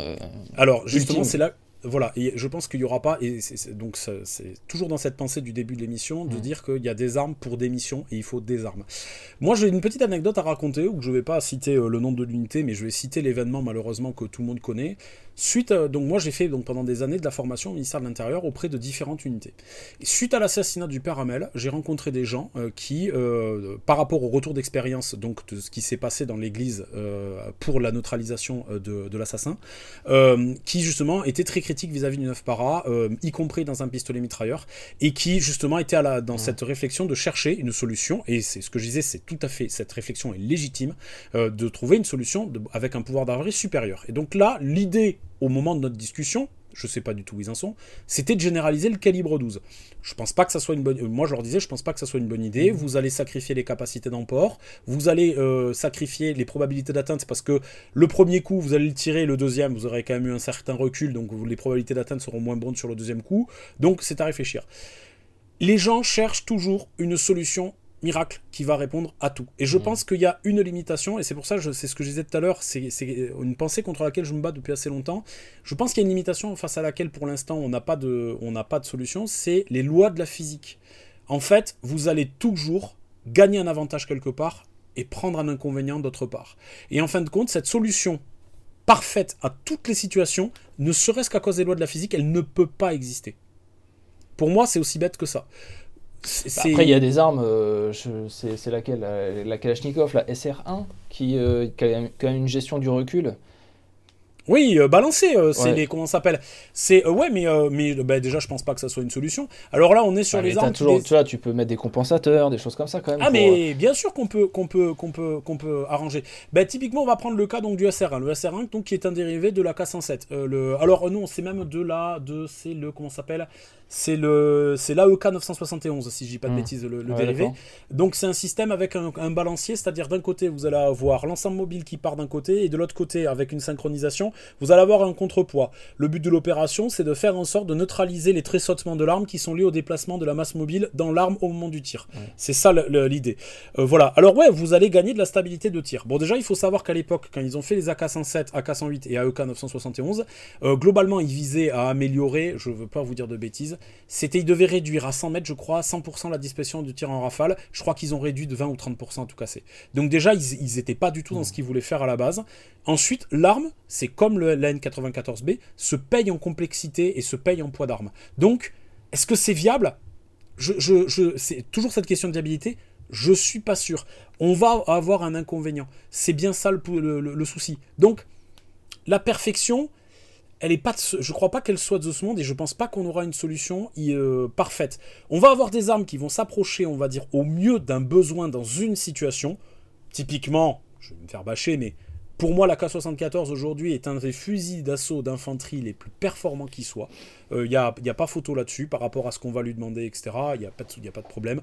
Même s'il y a des gens qui vont continuer à dire oui, j'ai un problème de caméra, ouais, pas grave. qui part. C'est pas grave. Ça me déconcentre un petit peu. Même s'il y a des gens qui vont dire oui, mais non, les organes de visée mécanique, c'est obsolète, etc. Et compagnie, on ne sait pas si obsolète. Il n'y a pas d'arrêteur Il n'y a pas d'arrêteur de culasse. Voilà, Ouais. ouais, donc non, mais l'arrêteur de culasse, les gars, vous déraisonnez. Même à l'entraînement, les gens n'arrivent pas à s'en servir. Je me marre Non, mais parce que je me suis fait bâcher là-dessus dernièrement. je sais, j'avais compris. Après, je Ouais. savais pas si tu voulais dire que tu t'étais fait bâcher là-dessus. C'est pas grave. Mais voilà, c'est pour ça, je pense pas cette quête de la solution ultime face à toutes les situations, je pense qu'elle n'adviendra pas. Peut-être adviendra-t-elle, non pas avec des solutions balistiques de type arme à feu, peut-être que si un jour on maîtrise le laser et le stockage d'énergie, peut-être qu'on aura une arme laser qui, elle, va résoudre tous les problèmes. C'est-à-dire zéro recul, pas de problème de portée, parce que le laser, c'est vitesse de la lumière, donc du coup, on va pas avoir évaluation de distance, on va pas avoir de compensation pour le, comment ça s'appelle, pour le vent, etc. Pas de problème d'hydrométrie, etc. On n'aura pas tous ces problèmes balistiques, on n'aura pas de problème d'éjection, évidemment, on n'aura pas de problème, on va dire, de stockage de munitions, vu que ça sert des batteries, et c'est ce que je disais, c'est pour ça que je mettais préalablement, je disais, si on a des batteries qui font le job, imaginez qu'on arrive à faire une batterie... Allez, on se lance dans la fiction complète, le micro-réacteur nucléaire safe, etc. et compagnie, capacité de tir infinie, etc. Ouais, mais enfin, en même temps, derrière, est-ce qu'on fait encore la guerre? Alors, tant mieux, hein, parce que moi, je suis pas du tout un assoiffé de sang, pas du tout. Bon, Attends, 30 secondes, je suis pas du tout un assoiffé de sang, je préfère écrire des livres. ok, il avait une deuxième question. A-t-on déjà vu un fusil mitrailleur bullpup alimenté par bande? Je crois pas. Alors, Alors, j'ai bien dit, je crois crois dans la pas, mais... liste, il y a vraiment rien en fait. Ouais. Il y en a pas. Alors, et là, c'est pareil.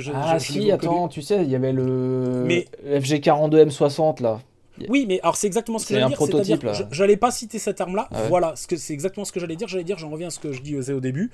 C'est la question, c'est est-ce que ça existait en prototype? Mais très certainement, parce que en prototype, on va dire, un esprit fécond peut pondre absolument tout et n'importe quoi. Mais j'en reviens à ce que je disais. Moi, les brevets, les prototypes, ça m'intéresse parce qu'il y a des choses à apprendre dessus, il y a pas de problème.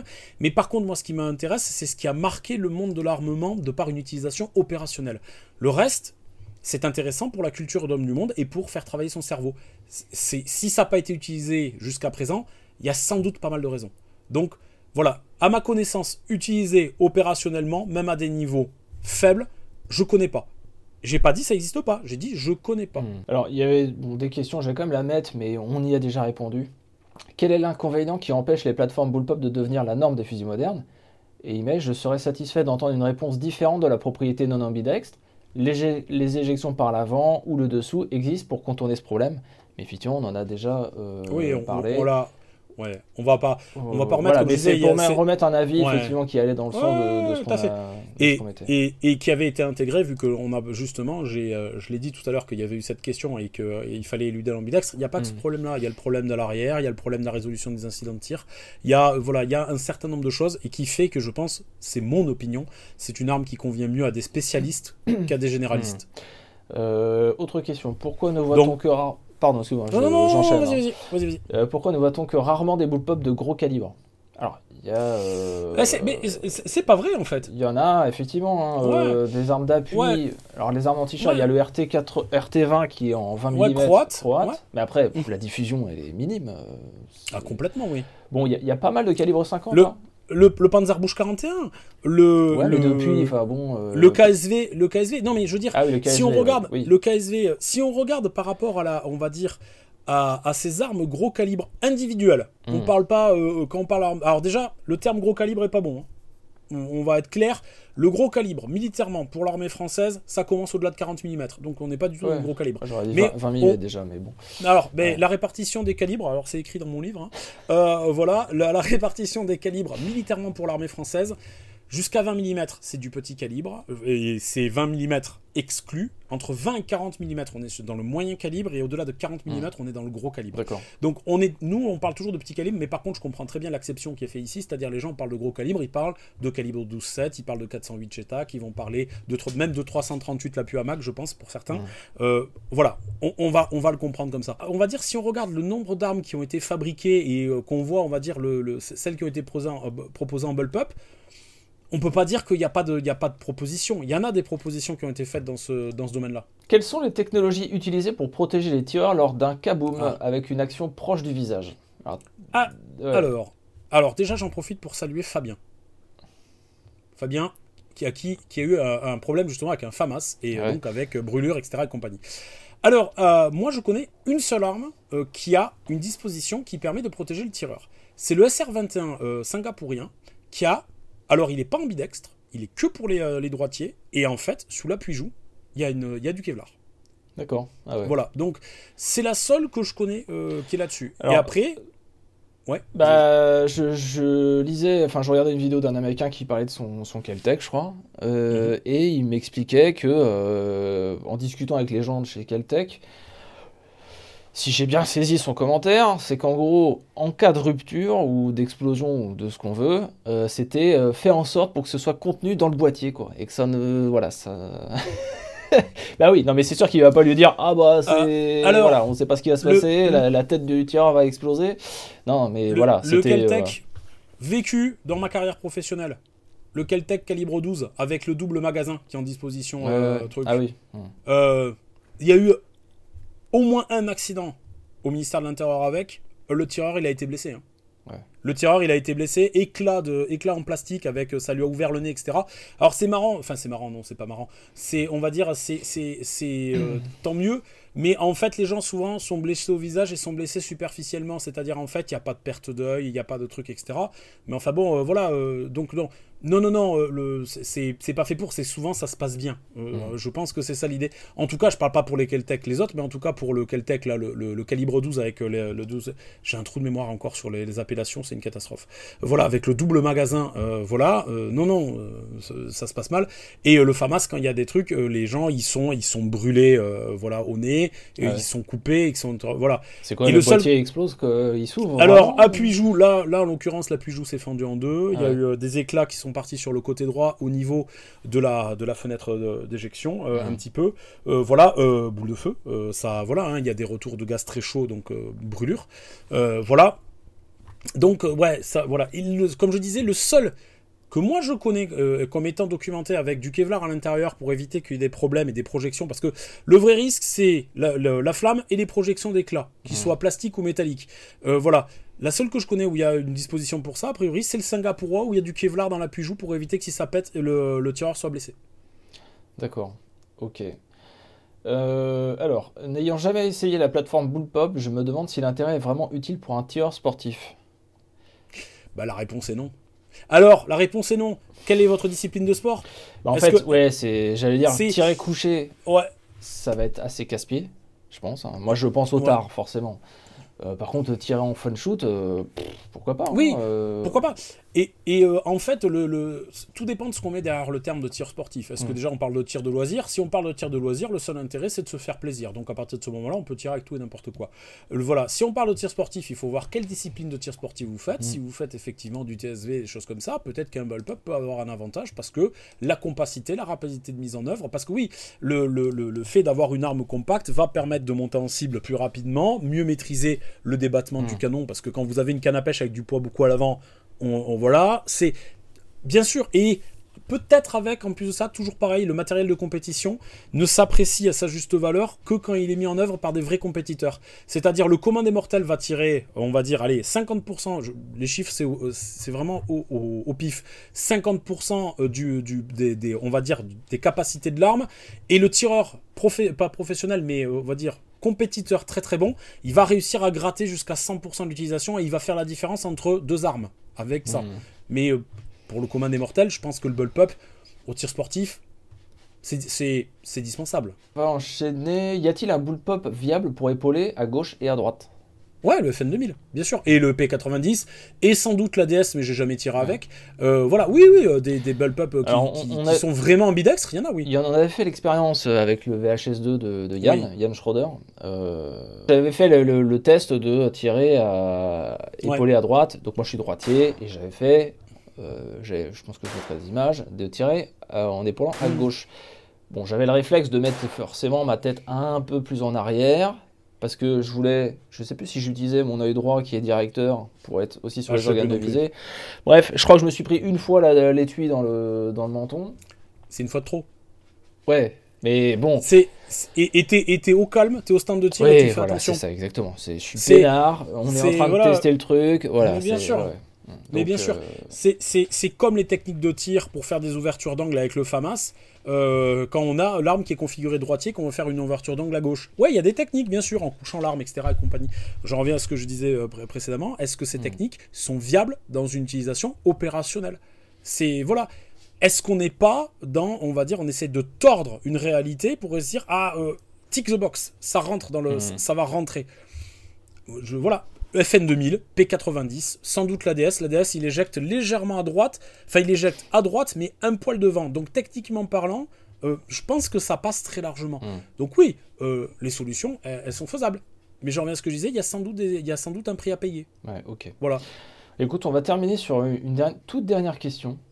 Voilà, c'est: est-ce que le concept est dépassé? J'en reviens. Ouais, je sais, je me répète et je dis souvent, j'en reviens à ce que je dis. Je pense pas. Je pense que le bullpup est comment ça s'appelle? C'est un outil dans la conception des armes parmi d'autres et qui peut permettre de concevoir des armes qui seront adaptées à certaines situations. Donc pour moi, c'est pas dépassé. Pour moi, c'est un outil dans la création d'une arme à feu. Il va répondre à certains besoins et il va pas répondre à d'autres. Voilà. Peut-être qu'un jour il y aura effectivement, je sais pas, une idée, un truc un peu révolutionnaire qui fera que ça sera vraiment viable pour tout le monde, quoi. Et une des révolutions qui a pas abouti mais qui a été pressentie, c'est celle de la munition sans étui qu'on avait avec le G11. Parce qu'on n'a pas parlé du G11, mais le G11 est un bullpup. Et on aurait eu, parce que tout à l'heure j'évoquais, on va dire, ce truc, les armes laser qui vont peut-être un jour solutionner tous ces problèmes d'alimentation, de fiabilité, etc. et compagnie. De fiabilité mécanique, j'entends, parce que s'il y a de l'électricité, il y aura des problèmes de fiabilité électrique. Ça, c'est un autre souci. Voilà. Mais le G11 sur le papier bullpup, pas d'éjection, en chargeur un CE par-dessus, par l'avant, donc en plus ça, il n'y avait même pas le problème de l'encombrement vers le bas, c'est-à-dire quand on s'allongeait par terre, il n'y avait pas de souci. Le G11 sur le papier, ça vend du rêve. C'est vraiment très très bien. Il est hyper révolutionnaire. C'est une usine à gaz. Voilà. et la munition sans étui, ça n'a jamais été abouti. Donc, je pense pas que ça soit dépassé ou pas. Je pense qu'il y a des verrous technologiques dans certains cas, et je pense qu'il y a des applications spécifiques dans d'autres. Pour moi, non, c'est pas dépassé, c'est un outil. Ok. Bon bah écoute, je pense qu'on a fait pas mal le tour. C'est plus long, j'imagine. Je sais pas où est-ce qu'on en est, mais ça va être plus long que le format qu'on avait imaginé à la base. Donc je pense qu'on a fait le tour des questions. On n'a pas pu répondre à tout le monde. Voilà. C'est pareil, n'hésitez pas dans les commentaires, vraiment, si vous avez encore des questions, nous dire ce que vous pensez, vous, des bullpups. Je pense que chacun a vraiment un feeling différent avec l'utilisation des armes. Alors beaucoup auront utilisé le FAMAS, j'imagine, mais aujourd'hui avec les bullpups beaucoup plus modernes qu'il y a sur le marché, Tavor, Keltec, Desertec, ouais, etc., VHS2 évidemment. Je pense que beaucoup de personnes auront leur mot à dire sur la question. Mais je pense qu'il faut, attention, faire bien le lien entre différents tirs sportifs, utilisation militaire, utilisation police. Et dans les utilisations militaires, faire la différence entre les utilisations qui sont faites par des unités spécialisées avec des besoins très ponctuels et très spécifiques, et l'utilisation qui va être faite par le généraliste militaire, c'est vraiment deux choses très différentes. N'imbriguons pas tout ensemble. Voilà. Ok, je rappelle le livre. Les liens sont dans la description pour soutenir le travail d'Arnaud, vraiment, parce que moi j'ai la chance d'avoir le livre en physique, mais si vous le voulez, il faut, j'allais dire, se bouger et le soutenir sur Kickstarter. Ouais, voilà, donc sachant que voilà, je l'ai fait comme je disais, je l'ai fait en version papier, parce qu'on m'a demandé de faire une version papier. Donc voilà, j'espère que vous serez nombreux, j'espère que ceux qui l'auront, si le projet aboutit, seront satisfaits. Et voilà, en tout cas, Thomas, il vous confirmera, il y a beaucoup de travail derrière. Ouais. Bon bah sur ce, Arnaud, merci à toi. Merci à toi. Et puis merci à tous. Ouais, salut tout le monde. Salut à tous.